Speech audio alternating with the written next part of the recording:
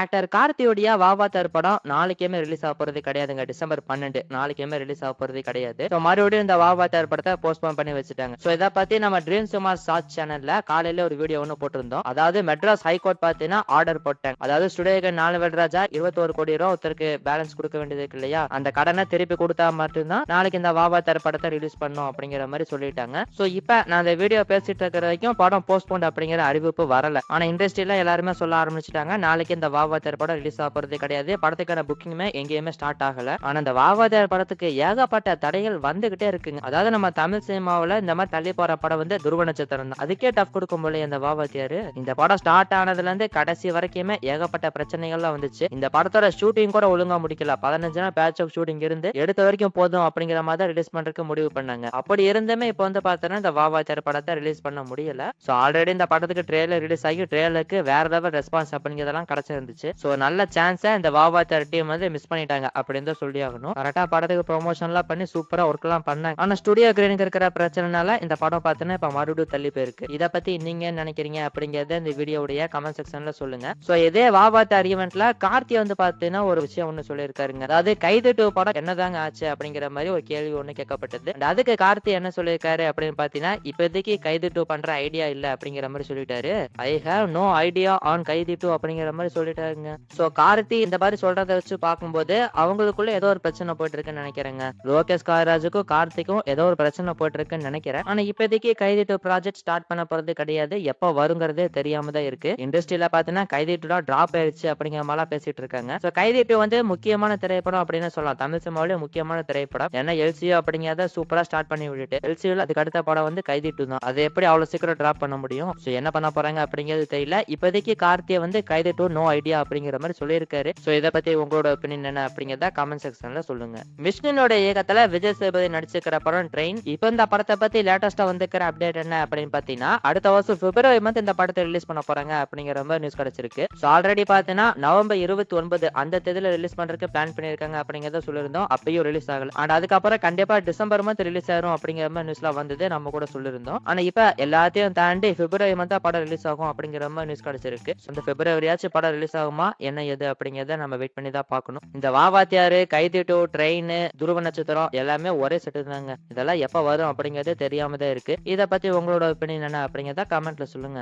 அடுத்த வாரம் ஃப்ரைடே பாத்தீங்கன்னா அவதார் தியேட்டர்ஸ்ல ரிலீஸ் ஆக போகுது. சோ இப்போ இந்த படத்தை பத்தி லேட்டஸ்டா வந்திருக்கிற அப்டேட் என்ன அப்படின்னு பாத்தீங்கன்னா படத்துடைய டியூரேஷன் வந்து 3 hours 70 minutes இருக்கும் அப்படிங்கிற மாதிரி நியூஸ் கிடைச்சிருக்குங்க. சோ 3.25 மணி நேரம் இந்த அவதார் 3 படம் பாத்தீங்கன்னா வரப்போகுது. சோ அவதார் சீரிஸ்ல வரக்கூடிய எல்லா படமே லென்த்தா தான் இருக்கும். அண்ட் அந்த வகையில இந்த அவதார் 3மே பாத்தீங்கன்னா லென்த்தான பிலிமா தான் வரப்போகுது. சோ இதுக்குள்ள எந்த அளவுக்கு படம் எங்கேஜிங்கா இருக்க போகுது அப்படிங்கறத வெயிட் பண்ணி பார்க்கலாம். சோ இந்த அவதார் படங்களை பொறுத்த வரைக்கும் ஸ்கிரீன் பிளே எங்கேஜிங்கா இருக்கும் அப்படிங்கறத எதிர்பார்க்க முடியாது. படத்துல பிரம்மாண்டம் இருக்கும் அவ்வளவுதான். ஸ்கிரீன் பிளே வந்து விறுவிறுப்பா சூப்பரா கொண்டு போவாங்களா அப்படின்னு கேட்டீங்கன்னா கண்டிப்பாவே கிடையாது. ஒரு ஸ்லோ ஸ்பேஸ்டு ஸ்கிரீன் பிளேவா தான் இருக்கும். அண்ட் அந்த வகையில இது வேற 3.25 மணி நேரம் வரப்போகுது. சோ எப்படி இருக்க போகுது அப்படிங்கறத வெயிட் பண்ணி பார்க்கலாம். எல்லா ஆடியன்ஸுக்கும் படம் ஒர்க் அவுட் ஆகும். நம்ம தமிழ் ஆடியன்ஸுக்கு தான் ஒர்க் அவுட் ஆகுமா அப்படிங்கிறது தெரியல. இதை பத்தி நீங்க என்ன நினைக்கிறீங்க அப்படிங்கறத கமெண்ட்ல சொல்லிடுங்க. ஜனநாயகன் படத்தோட ஆடியோ லான்ச் அதாவது தளபதி திருவிழா பார்த்தனா பயங்கரமான சம்பவமா இருக்கும் அப்படிங்கிற மாதிரி அனிருத் பார்த்தனா சொல்லியிருந்தாரு. சோ இதை பத்தி ஒரு வீடியோ நம்ம ட்ரீம் சுமார் ஷார்ட் சேனல்ல போட்டிருந்தோம். அதாவது அனிருத் வந்து பாத்தீங்கன்னா அந்த கான்சர்ட்டே பயங்கரமா இருக்கும் அப்படிங்கிற மாதிரி சொல்லியிருக்காரு. அந்த தளபதி அனிருத் இந்த காம்போல வந்து எல்லா சாங்ஸுமே பாட போறேன் அப்படிங்கிற மாதிரியுமே சொல்லியிருக்காரு. சோ கண்டிப்பா தளபதி திருவிழா பார்த்தனா தளபதி ஃபேன்ஸ்க்கு பயங்கரமான ட்ரீட்டா தான் இருக்க போகுது. சோ இப்போ இந்த ஆடியோ லான்ச்சை பத்தி லேட்டஸ்டா வந்திருக்கிற அப்டேட் என்ன அப்படின்னு பாத்தீங்கன்னா ஆக்டர் சூர்யா அண்ட் மோகன்லால் இவங்க 2 பேருமே இந்த ஆடியோ லான்ச்ல ஜாயின் பண்ண போறாங்க அப்படிங்கிற மாதிரி நியூஸ் கிடைச்சிருக்கு. சோ இது எந்த அளவுக்கு கன்ஃபார்ம் அப்படிங்கிறது தெரியல. இப்போதைக்கு இந்த மாதிரி நியூஸ் ஒண்ணு கிடைச்சிருக்கு. மோகன்லாலை பொறுத்த வரைக்கும் கண்டிப்பா ஜாயின் பண்ணிடுவாருன்னு நினைக்கிறேன். சூர்யாவை பொறுத்த வரைக்கும் டவுட் தாங்க.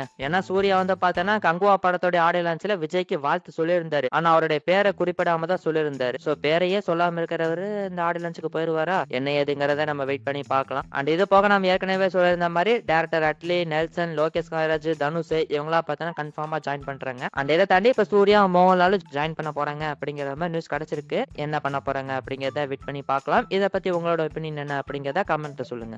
ஆக்டர் விஷாலுடைய மகுடம் படத்தை எடுத்துக்கிட்டோம் அப்படின்னா இப்ப இந்த படத்துடைய ஃபைனல் ஃபேஸ் ஆஃப் ஷூட் வந்து போயிட்டு இருக்கு. இதை முடிச்சதுக்கு அப்புறமா தான் விஷால் வந்து பார்த்தோன்னா சுந்தர்சி ப்ராஜெக்ட் ஸ்டார்ட் பண்ண போறாராமா. சோ எப்படியும் இந்த மாசம் எண்டுக்குள்ள பார்த்தோன்னா இந்த மகுடம் படத்தோட ஷூட்டிங் வந்து முடிச்சிருவாங்க. சோ படத்தோட ரிலீஸை பொறுத்த வரைக்கும் இப்ப லேட்டஸ்டா வந்திருக்கிற அப்டேட் என்ன அப்படின்னு பாத்தீங்கன்னா அடுத்த வருஷம் தமிழ் நியூரை முன்னிட்டு ஏப்ரல் மந்த் இந்த படத்தை ரிலீஸ் பண்ண போறாங்க அப்படிங்கிற மாதிரி நியூஸ் கிடைச்சிருக்கு. சோ அடுத்த வருஷம் ஏப்ரல் மந்த்துக்கு ஏகப்பட்ட படங்கள்லாம் டார்கெட் பண்ணிட்டு இருக்காங்க. சூர்யா சூர்யாவுடைய கருப்பு படமே அந்த டேட்ல தான் ரிலீஸ் பண்றதுக்கு பிளான் பண்ணியிருந்தாங்க. ஆனா இப்ப ஜனவரி 23 ரிலீஸ் பண்றதுக்கு பிளான் பண்ணியிருக்காங்க. சோ இந்த மாதிரி நிறைய படங்கள் பார்த்தீங்கன்னா அடுத்த வருஷம் ஏப்ரல் மந்த் டார்கெட் பண்ணியிருக்காங்க. எந்தெந்த படங்கள் ரிலீஸ் ஆக போகுது அப்படிங்கறத வெயிட் பண்ணி தான் பார்க்கணும். அண்ட் அந்த வகையில இந்த மகுடம் படம் கன்ஃபார்மா அடுத்த வருஷம் April month Tamil new release ஆயிரும் அப்படிங்கிற மாதிரி நியூஸ் கிடைச்சிருக்கு. வெயிட் பண்ணி பார்ப்போம். ஆக்டர் சூர்யாவுடைய சூர்யா 46 திரைப்படத்தை எடுத்துக்கிட்டோம் அப்படின்னா இந்த படத்துடைய ஃபைனல் ஷூட்டிங்ல இருந்து ஹைதராபாத்ல போயிட்டு இருக்கு. இந்த மாசம் எண்டுக்குள்ள அந்த படத்தோட ஷூட்டிங் பார்த்தீங்கன்னா முடிச்சிருவாங்க. சோ இப்ப பார்த்தீங்கன்னா இந்த சூர்யா 46 படத்துக்காக ஒரு கிளிம்ஸ் ஒன்னு ரிலீஸ் பண்ண போறாங்களா. டைட்டில் ரிவ்யூ கிளிம்ஸ் பார்த்தீங்கன்னா ரிலீஸ் பண்ண போறாங்க. எப்ப ரிலீஸ் பண்ண போறாங்க அப்படின்னு பார்க்கும்போது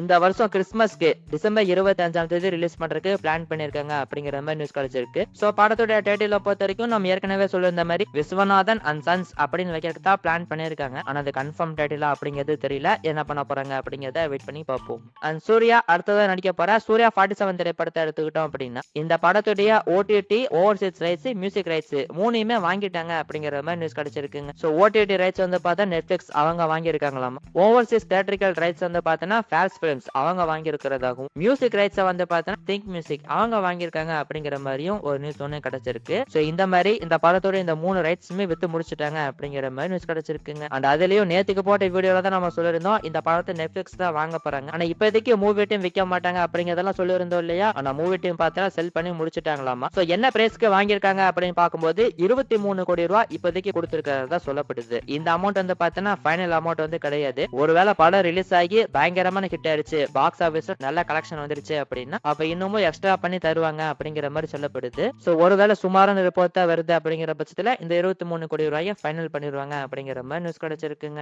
இதெல்லாம் என்னோட இன்ட்ரெஸ்டிங்கான ஃபேக்டர் என்ன அப்படின்னு பார்த்தீங்கன்னா இந்த படத்துடைய டோட்டல் பட்ஜெட்டே 22 கோடி ரூபாய் தான். நம்ம அதாவது சூர்யாவுடைய சேலரி இல்லாம 22 கோடி ரூபாய் தான் படத்துடைய பட்ஜெட்.